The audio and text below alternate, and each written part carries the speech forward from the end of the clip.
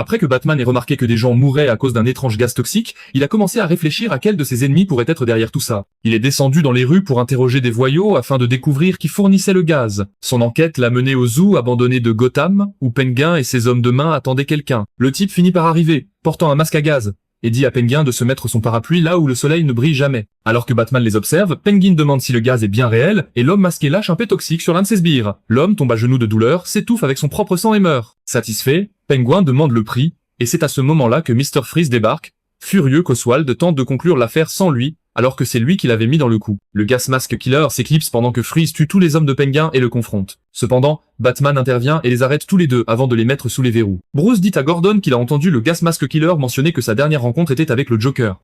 Soudain, Gordon reçoit un appel d'une équipe du SWAT entrant dans un bâtiment abandonné où il trouve le Joker qui les attend avec plein de jouets. Les officiers stupides commencent à tirer sur les jouets, ce qui déclenche la libération du gaz toxique. Batman arrive juste à temps, distribuant des masques à gaz. Pendant ce temps, Joker s'échappe et grimpe dans un hélicoptère. Bruce le poursuit rapidement, utilisant une corde pour s'accrocher à l'hélico. Le Joker pense s'être échappé, mais Bruce est toujours accroché et parvient à se hisser à l'intérieur. Joker pète les plombs et libère le gaz sur eux deux, provoquant le crash de l'hélicoptère dans l'eau.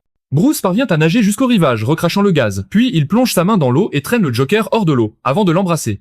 Il se réveille en vomissant le gaz toxique, et le Joker rit en se moquant de Bruce pour l'avoir sauvé, tandis que Bruce commence à ressentir les effets du poison. Il sort une dose d'antidote, incertain s'il doit l'utiliser pour lui-même ou la donner au Joker.